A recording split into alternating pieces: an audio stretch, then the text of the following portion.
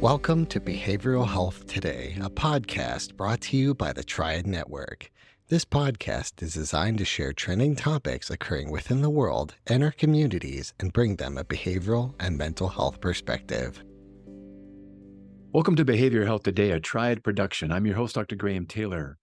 My guest today is Michelle Oravitz. Michelle is the owner and founder of Wholesome Lotus. She began her career as an architect, but transitioned to alternative medicine after acupuncture resolved her health issues and renewed her sense of well-being. Inspired by this transformation, Michelle pursued extensive training in Ayurvedic and Oriental Medicine, graduating valedictorian in her class. She is passionate about healing, particularly in the areas of gynecological disorders and infertility, influenced by her journey with traditional Chinese medicine. Michelle is the author of the book, The Way of Fertility, and she also hosts the Wholesome Fertility Podcast, where she shares fertility tips and interviews of leading professionals in the field. We're excited to have Michelle with us today as we discuss Taoist principles, emphasizing the body's inherent ability to heal itself and the importance of the mind-body-spirit integration and the journey of fertility. Michelle, welcome to our show. Thank you so much for having me today, Graham. It's great to have you here. You know, you were going down this path of being an architect, as I shared in our introduction, and then you made this significant transition in your focus in life. Tell us a bit about yourself, about this transition, and then what brought you into this field of medicine that you're in right now and healing. Well, I guess I can say I started out as a patient Okay. and it changed my life. And I was down the path of architecture, and I've always been interested in design and intrigued by it. And it was a lot of fun when I was at school and we were actually creating designs, working with our hands. And then, of course, when you go into the real world, a lot of it is sitting in a cubicle, and it wasn't Mhm. quite what I expected it to be. But then, interesting, I had my own reproductive imbalance, which really at the time I wasn't trying to conceive. It was before I even met my husband, but I had irregular periods really from the time I got my period and up until that point. And then, so that was about 12 years of just going to the doctors, given the birth control pill and nothing else, no other real solution. And I would have like 3 months with no period, and it was completely out of whack. And then I look back and I'm like, oh my God, I had so many other things imbalanced in my life, like my circadian rhythm, which Mm, actually is very much in line. It can really impact your menstrual cycle because it's almost like the hand of a second in the clock. If that's not really good working, then point. it's going to impact the whole hour.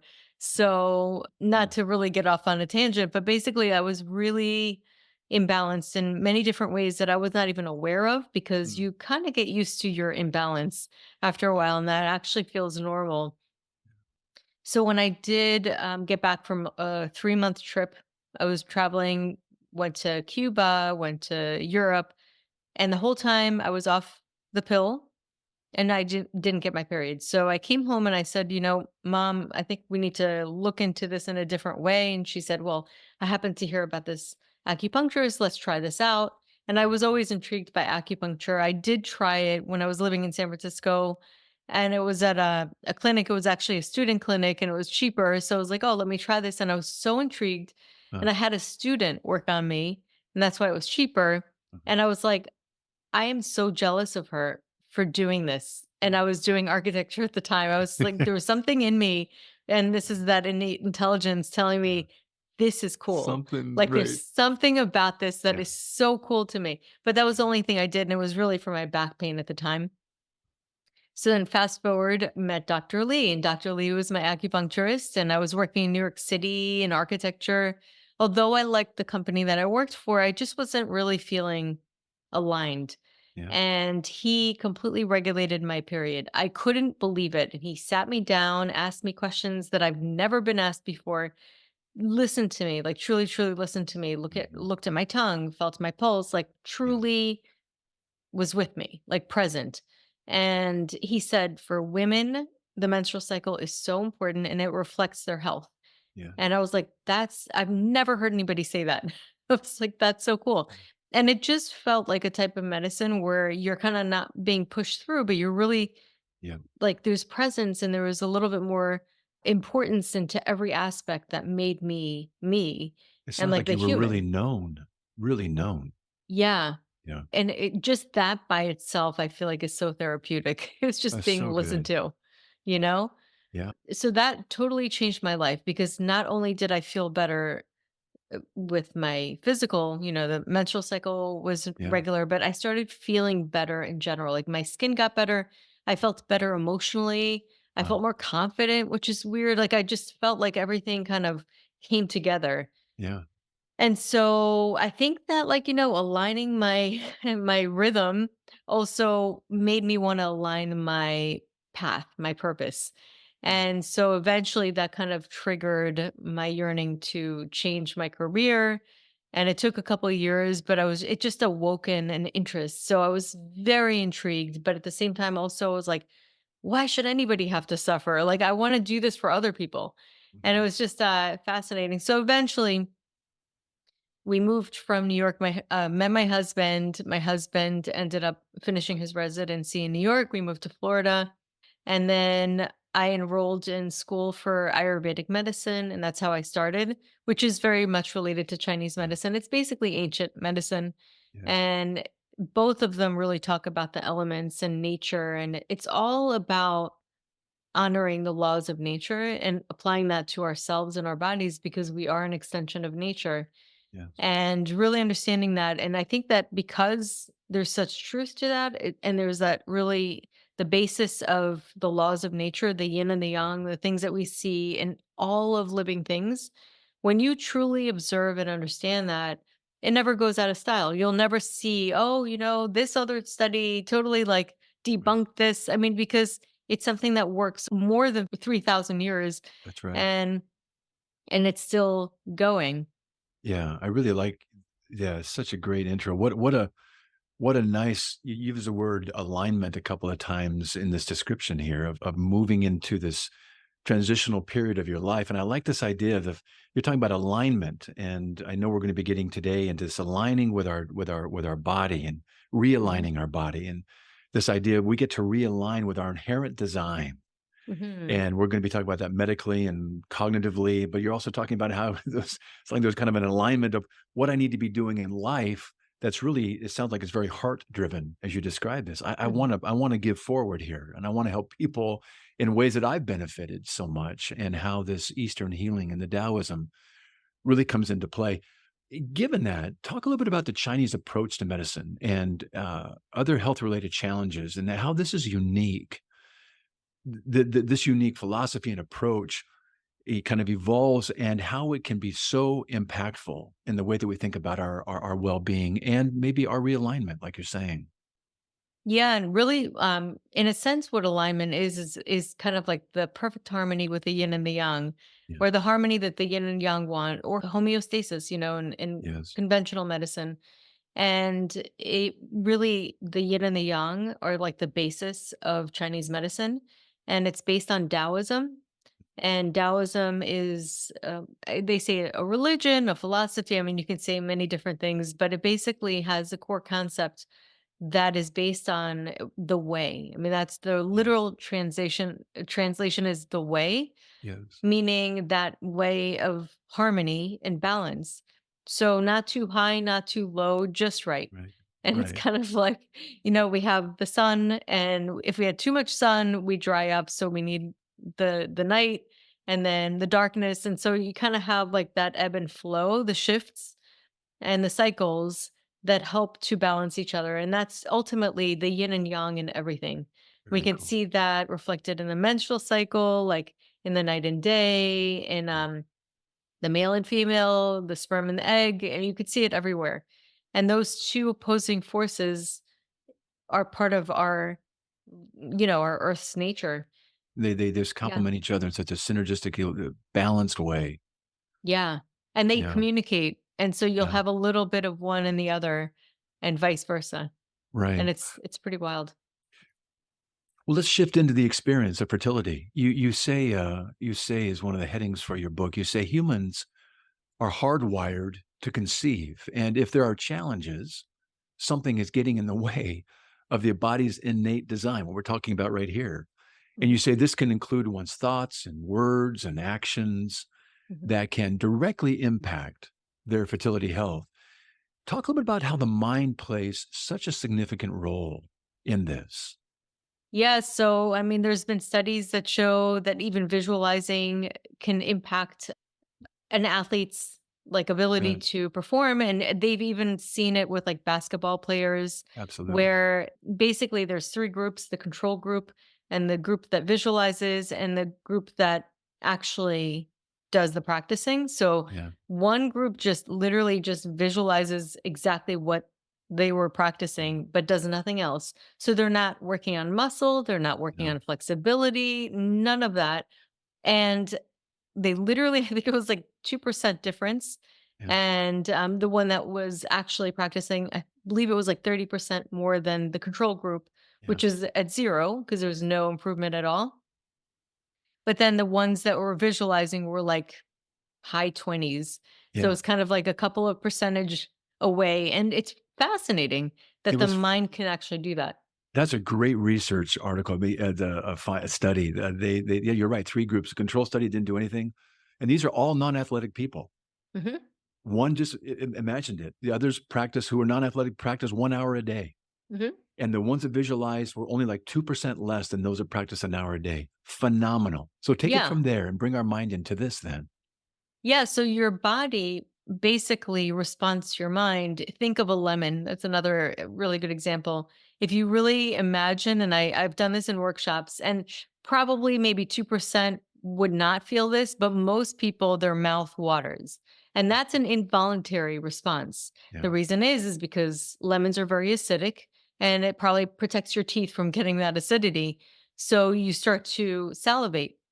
But how, like, do you make yourself salivate? If I say salivate, I'm not gonna just salivate, but, like, I imagine something, and then all of a sudden my body responds. Yeah. So your thoughts have a direct impact on your body's physiology, and it can impact hormones as well, can impact cortisol, rising. Just your thoughts and the fear alone can do that, and also thoughts of love, and there's even Mm. been I don't know if you've seen this before, but there was a thermography of different body like areas that are activated and like circulation would come like, to the heart center and different Yeah. areas based on emotion. They did this with a lot of different people and they saw patterns that Wow. certain emotions would actually have on the body. And it was really like it went, it was pretty much consistent through. Yeah. So that was really interesting. So yes, it is a lot more direct than we think, but because the mind can be so abstract and Yeah. hard to see, it's just something that's kind of behind the scenes, and it's also something that we don't pay attention to when we're distracted, which is pretty much like 24/7 these days, Right. that it's hard to really understand how much of an impact it has. We'll be right back after word from our sponsor. Nearly 9 in 10 registered voters believe the nation faces a mental health crisis, according to a new USA Today Suffolk University poll. Americans are more concerned than ever about their mental health. Mental health first aid provides the resources and training to identify, understand, and respond to signs of mental health and substance use challenges. It provides the confidence and skills needed to offer life-saving assistance, and it provides peace of mind. Our experts provide mental health first aid training for adults, teens, caregivers, veterans, law enforcement, EMS, and school faculty. Mental health concerns are on the rise, but evidence-based training through mental health first aid can make a difference. Visit mentalhealthfirstaid.org to find a course near you, or email hello@mentalhealthfirstaid.org to schedule a training. Courses are available for individuals, groups, organizations, and companies of all sizes. Visit mentalhealthfirstaid.org and make a difference in your community.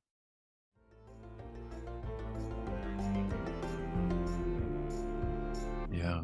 As we talk about this and the impact, I believe that we are, fearfully and wonderfully made. How do you understand our body's inherent design to heal itself when we stop resisting? And when we talk about this resistance, what are some of the resistances that you see people kind of beginning to recognize about themselves? Because what you said at the very beginning was so good. Oftentimes our imbalances become so normal that we Yeah. don't even recognize it. So when you help people kind of become more aware of maybe what the imbalance is, What are some of the things that you're seeing being some of the resistances that they may not even be aware of anymore, but are playing a role in blocking some things, but also could be, if the body can come into play in balanced ways, becomes an inherent design to help heal itself?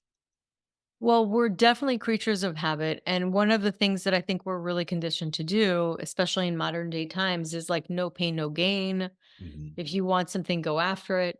And Yeah, while that is 100% a very important and valid approach, which could be considered more the yin and the yang aspect is more activity, more force, more energy. And yes, it has its role, but the yin also has its role where we're more receptive and we're calling in.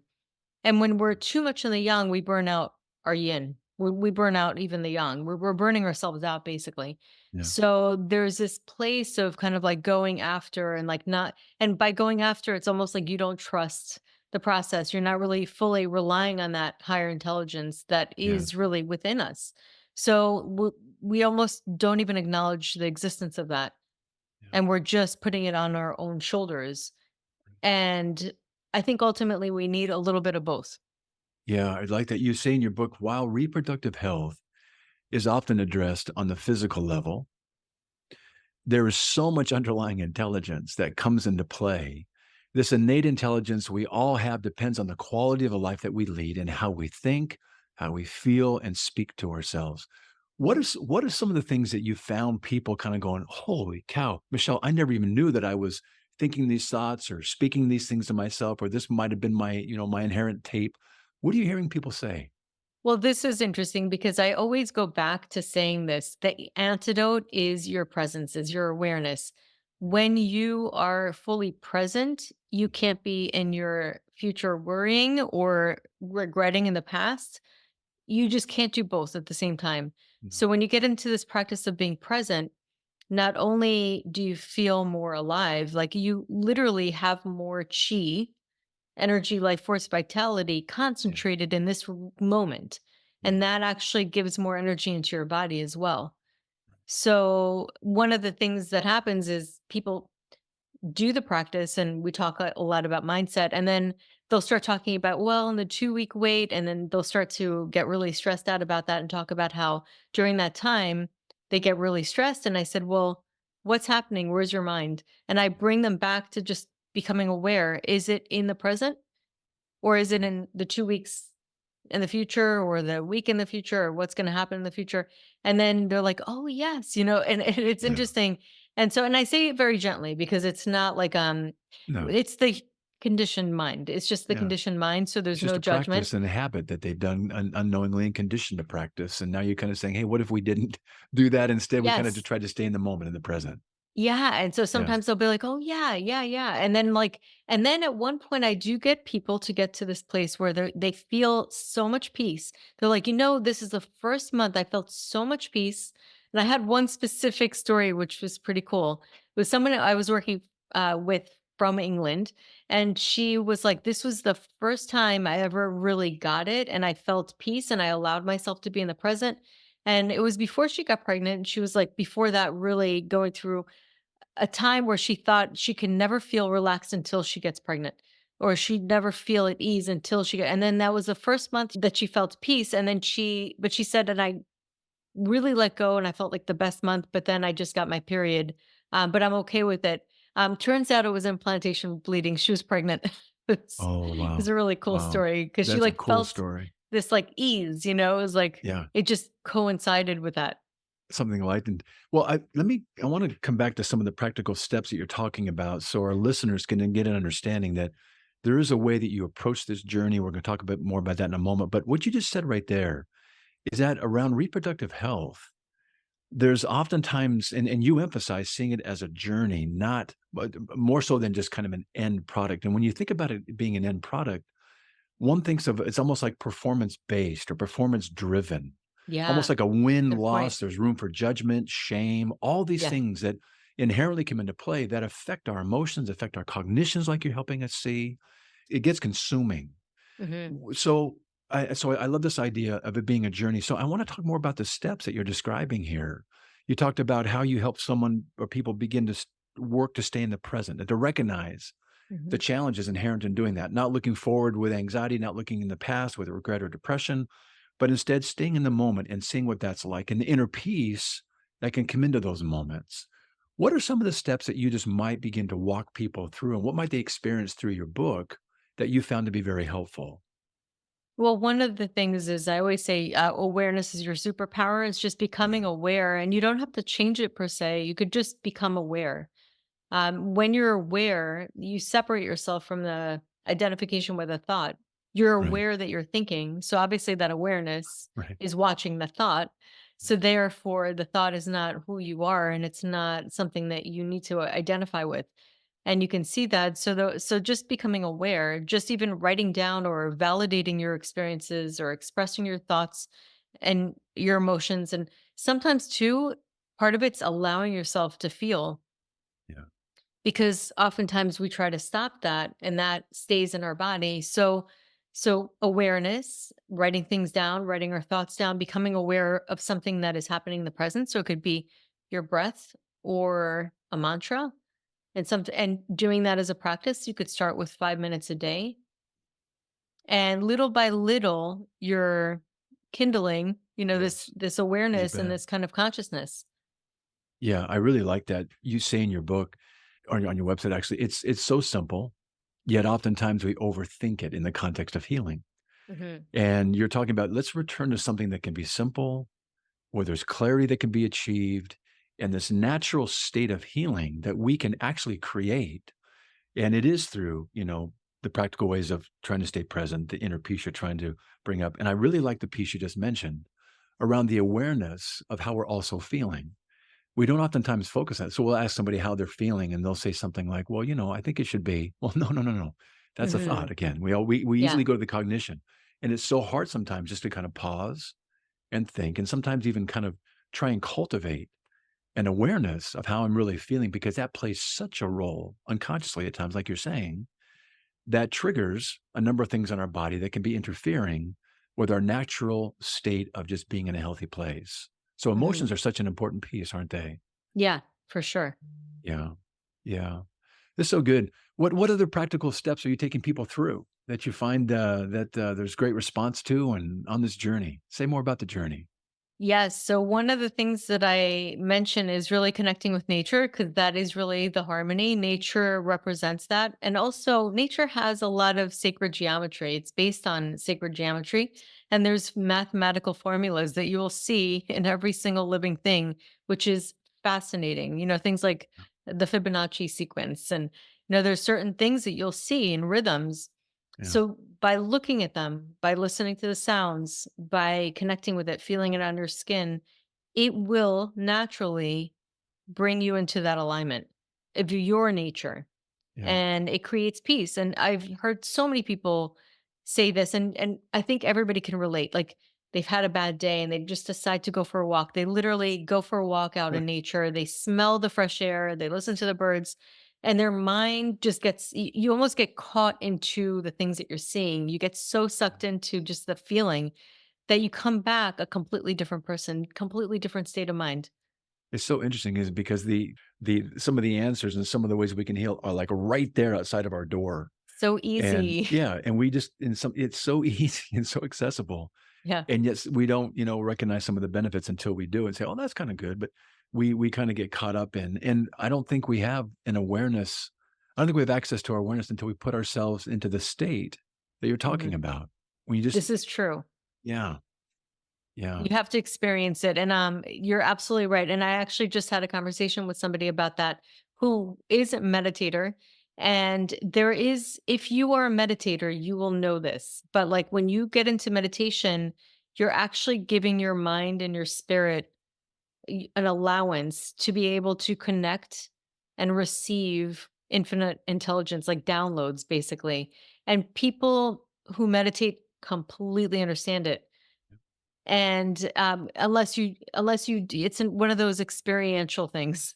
yes, yeah. You're opening up I think a receptivity to, Yes. and an invitation to, an awareness that we don't stop. And I mean, we're kind of a manic society. We're all going Mach 2 with our hair on fire, Yeah, and we're doing this totally. and trying harder. we're just missing out on so many things. And then we get to the end of our lives and go, wow, was that it? You know? Yeah. So I love this idea you're saying of slowing down. I know that you also focus on food, nutrition, and how that can be part of tuning your body's intelligence. Say more about the food piece and how that can help us thrive, or it can actually drain our life force as well. That's a great question. I love what you just said because if you look at food, there's Yeah. food that has life force energy and you know it intelligently. I mean, intuitively, you know, like the food that's whole, that grows, it has life force. And food that's packaged, it's basically just life force is taken Yeah. out of it. And the Yeah. same thing happens with herbs versus medication. Not to, I mean, we need medication and there's definitely like a place for both.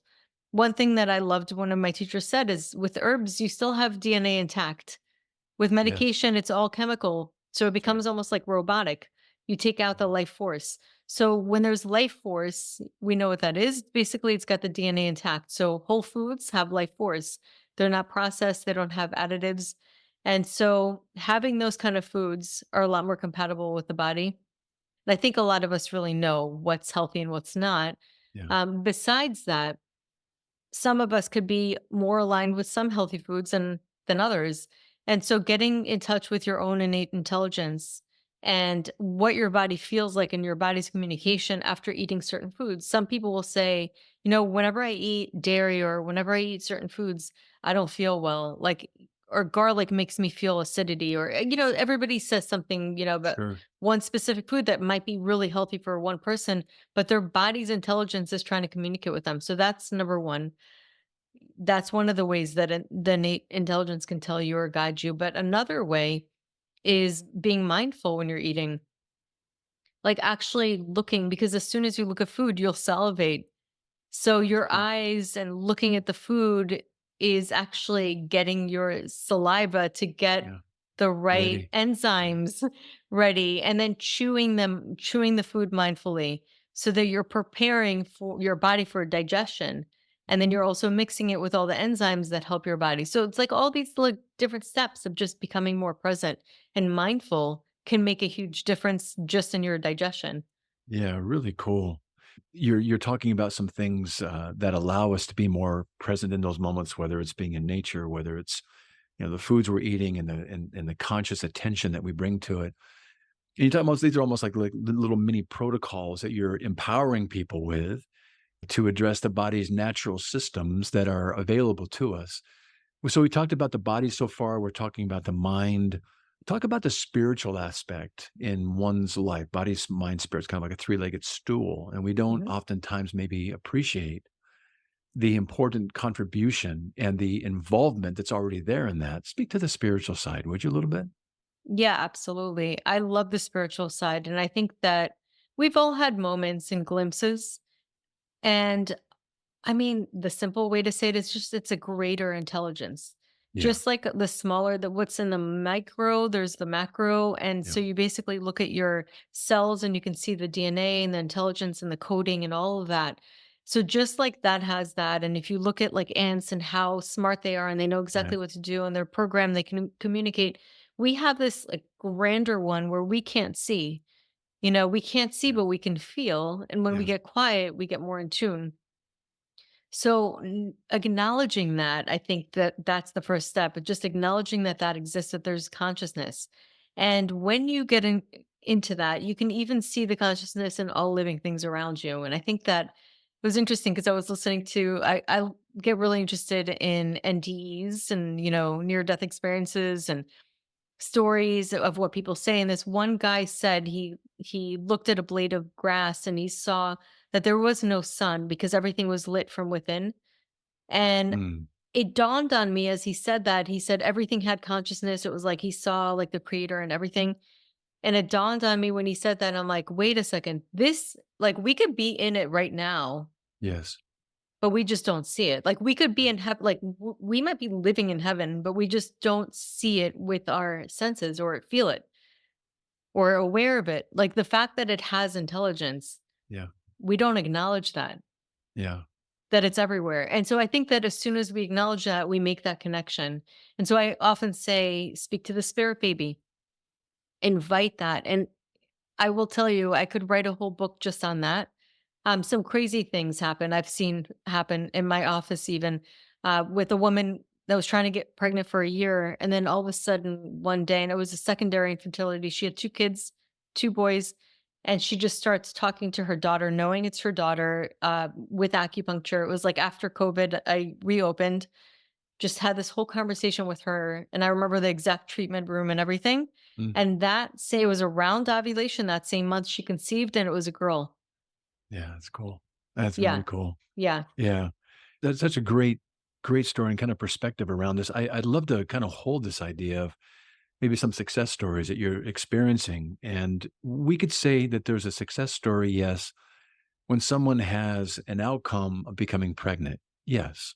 Hmm. And that's kind of the desired experience in being with you. But you're also saying, but we can also make it a successful journey at the same Hmm. time. And there's growth that takes place in the journey that I would imagine can transcend the pregnancy piece and become a part of one's life in a larger way. Yeah. So yes, we have a pregnancy at the end if that's, what occurs, but there's a growth that takes place personally in our mind, our body, our spirit that then gets generalized into life in a way that maybe they hadn't experienced before. Hmm. That's got to be pretty cool. Tell me a little bit more about that and what you experienced there, Michelle. Yeah. So I'll give one example of one of my patients. And it was an interesting story because when I first talked to her, she had a lot of autoimmune conditions. And we were doing a video call, and she reaches over for a cookie, and she had type 1 diabetes, and she had rheumatoid arthritis. And I was like, okay, that's probably not the best thing for you to reach out for. We talked about food, and I said, I told her certain things that she could try removing, and she looked at me like I had three heads and almost wanted to like. She was just like, "No way, I'm not."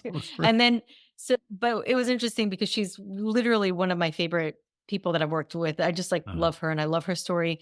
So she's like, "Okay, fine," like really, like okay, really resistant. And the reason why I say this is because that's part of the journey is sometimes being uncomfortable and yes, it trying is. out new things that don't feel normal. And that's part of transformation, right? Because doing the same thing over and over again is going to give you the same exact outcome. So she was like, okay, fine. And then all of a sudden she reaches out to me. She goes, "You're a miracle worker. I'm pregnant." But that didn't come out as nice as we would like it to. She ended up miscarrying, actually came into my office when the nurse called her and told her that Mm, her beta numbers were going down. mm, And she turned white, and I had to give her water, and she sat down, and she's diabetic, so her sugar went down, and so it was really heartbreaking to see this. not bad.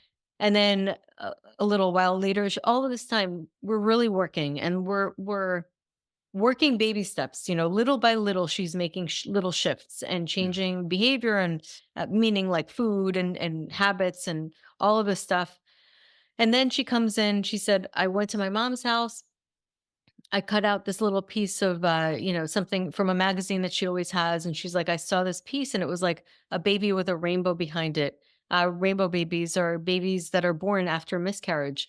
Mm, And so she sees that, and then she sees the name that she always knew she'd give her firstborn. She mm, always felt like she was a boy mom. Sure enough, she ends up conceiving and having her first, who she named with that name, that she mm. saw, but it was like a little sign. And then had the baby, and then shortly after sends me a mind blown emoji. She's pregnant again. Now she has two sons. And now she's like, "No, no, no more." She goes, because they were very close together. She goes, "Don't make me any more fertile. I'm done." That's classic. That's Yeah. really good. What a fun story. What a great ending. Yeah.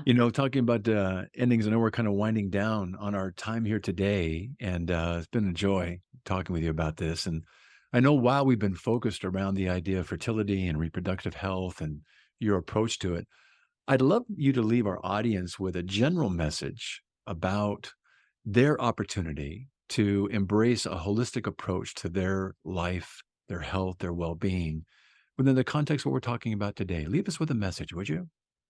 Yes. And I would say learn to trust yourself, or allow yourself to trust yourself, your body, your intelligence.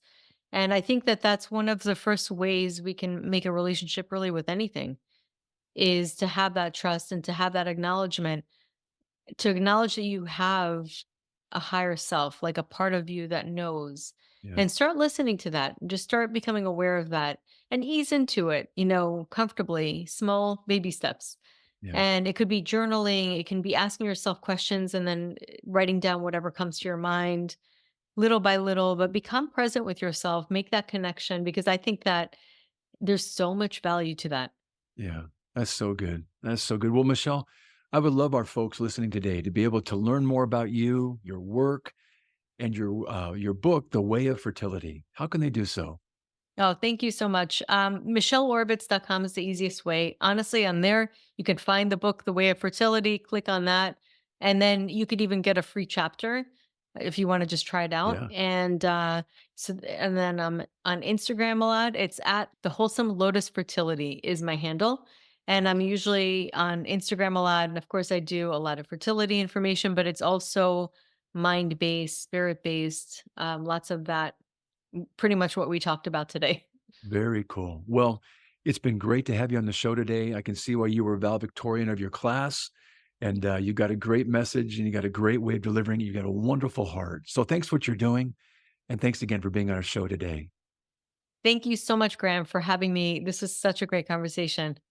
I also want to thank you, our listeners, for dropping by today and joining Michelle and me. It's always great to have you with us. Regarding our episode today, I want to remind you that it and its resources and all of our other episodes can be found on our webpage at triadhq.com/BHT. Connect with BHT podcasts and other mental health professionals on the Triad community, the LinkedIn for mental and behavioral health. Create your profile for free at hellotriad.com. Thanks again for being with us on the show, and we'll look forward to having you back with us next time on Behavioral Health Today.